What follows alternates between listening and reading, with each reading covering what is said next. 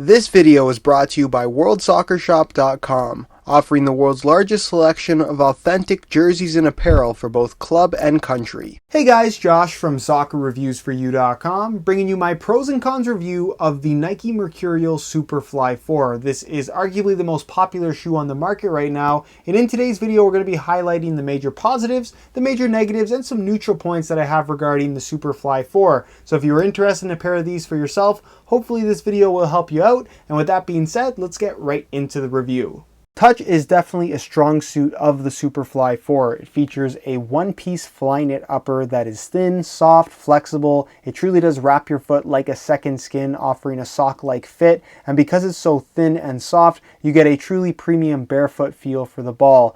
It is definitely along the lines of what you'd find from other Mercurial models, but with a little bit of extra softness to it just based on what the fly knit material is versus the standard Tasian synthetic that you'd find on a Mercurial Vapor or even on previous Superfly models. So it's thin, it's soft, it's flexible, you have the Nike skin covering that allows for a little bit of additional grip, and of course ACC all condition control acting as your wet weather grip element that actually does work quite well. Wet weather performance with the Superfly 4 is really good, especially for a thin synthetic soccer shoe. And again, if you're looking for that premium barefoot feel, the Superfly 4 is a fantastic option. In comparison to pretty much everything else out there at the moment, other than maybe the Nike Magista Obra, the Superfly 4 is not only very distinctive in terms of how it looks, it's also very distinctive and unique in terms of how it fits and feels. Because of that, there definitely is a period of getting used to these things, not only in terms of performance aspects that it has to offer, but also when it comes to comfort. So the break-in process is very important. There definitely have been reported issues of minor discomfort things, minor blistering, minor foot cramping, just stuff like that. And that is not so much the fault of the shoe, but more so the fault of the user. If you wear these straight into a game or straight into a free kick session or something like that, yes, you're going to have blisters. Yes, you're going to have issues with discomfort. But if you break them in slowly, which is what I recommend, wear them in a couple of light training sessions, wear them around your house, wear them around enough to the point where you haven't really done too much strenuous activity, but they feel a lot more comfortable and more natural on your feet from how they did from the first time that you put them on, if that makes any sense. So again, while this isn't necessarily a positive or negative point regarding the Superfly 4, it is important to note that these do feel different from right out of the box. It does take some getting used to, but as long as you take that process a little bit more slowly than you might do with a regular pair of soccer shoes, you really shouldn't run into too many issues. Once the shoes are broken in, you'll find that your experience with the Superfly 4 as far as fit and comfort is concerned is actually going to be very positive in comparison to all past Superfly models that were extremely stiff and undeniably quite uncomfortable. The Superfly 4 is much more flexible, much more natural on your feet, and a lot more comfortable if you ask me. The fly knit material is thin, it's soft, it's flexible, it wraps your foot pretty much like a second skin, leaving no extra space on the inside of the shoe. So as you'd expect from a Mercurial model, it does have that tighter fit overall. That doesn't necessarily make it the best option for wider foot types, so please keep that in mind. They do run true to size. I'm wearing my usual size 9 US here, and the fit and the length is perfect. And as far as that mid-cut dynamic fit collar is concerned, there's no stiffness, there's no rigidity to it. Feels a little bit strange at first. Again, the getting used to process is a little bit longer with the Superfly 4 than a normal soccer shoe, but once you get used to it, you kind of forget about it altogether. It creates that seamless sensation where the shoe kind of flows into your foot as opposed to feeling like something that is on your foot, and there's no overlapping material. So again, just a very unique sensation overall.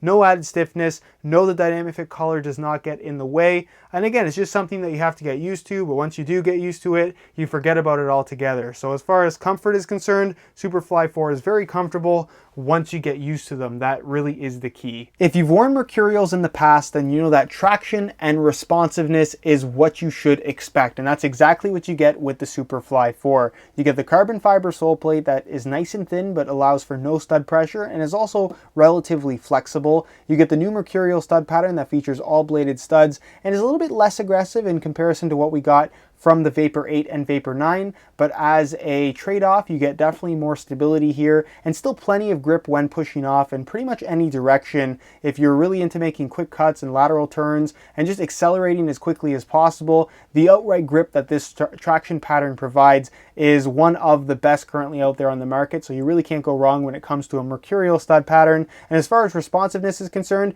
you get all that grip at push off, and you don't lose any of that energy because the upper is really well supported. You have the internal support cage underneath the Flyknit. Above the Flyknit, you have the Brio cables that work from the base of the sole plate into the lacing system. So the second that you react is the second that the shoe reacts. So again, fantastic traction and even better responsiveness from this shoe, not to mention that it's also extremely comfortable. If there's one major downside to the Superfly 4, or any ultra thin shoe for that matter, it is protection. The Flyknit material is super thin and super soft. So because of that, should you get stepped on, you'll pretty much feel all of the impact. There's no protection here whatsoever other than the very thin and relatively flexible plastic heel counter on the inside. So again, should you take any blow to the foot whatsoever, you are definitely going to feel it. But of course, that's a trade-off that you have to make if you're looking for that barefoot touch on the ball. So again, if protection is something that you value, then the Superfly 4 probably isn't the best option for you. As far as weight is concerned, the Superfly 4 is by no means the lightest shoe on the market, but it's light enough to where it does provide that nice weightless sensation on your feet, especially considering the one-to-one feel that it has when you pull the laces tight. So I'm going to weigh this pair for you today in real time. Keep in mind this is a brand new pair in a size 9 US. Going to throw it on the scale, and you can see that they weigh in at 7 ounces, which, like I said, is nice and light. Not the lightest shoe on the market. Even the Vapor 10 actually weighs a little bit less. But if you're looking for that lightweight, responsive Mercurial sensation, the Superfly 4 definitely delivers on that front. Alright guys, that's it for my pros and cons review of the Nike Mercurial Superfly 4. This shoe really does have a lot going for it as far as performance is concerned. It truly is cutting edge, the latest and greatest, and there's a reason why it is the most popular shoe on the market right now. So if you were planning on picking up a pair of Superfly 4s, I can highly recommend them. It's a fantastic shoe that has all the performance qualities that you could possibly want. And again, if you liked what you heard in today's review, then this is a shoe that you can safely pull the trigger on, because like I said, it definitely will deliver as far as performance is concerned. If you guys want more details on the overall performance of the shoe that were not covered in today's video, check out the full written review on my website. The very first link down below in the description will take you to that review page. In that written review, there's just tons of details on how these things fit, feel, and perform. You also find high quality images of the shoes on that page, as well as buy it now links with the best prices online, allowing you to pick yourself up a pair of Superfly 4s below their normal retail price, which is quite high. So if you want to save yourself a pretty decent amount of money and you're planning on picking up a pair of Superfly 4s anyways, check out that review page. It is the very first link down below in the description. If you guys have any questions at all regarding my pros and cons review of the Superfly 4, leave your questions down below and I definitely will get an answer out to you. Also, if you have any suggestions for other pros and cons reviews that you'd like to see on the channel, leave those suggestions down below, and of course everything will be considered. If you enjoyed today's video, found it helpful and informative, be sure to support it with a like. That would be greatly appreciated. Subscribe if you haven't already for daily videos on all the latest and greatest soccer gear. You can find all my social media information down below in the description as well. And other than that guys, hope you enjoyed today's video, and as always, thanks for watching.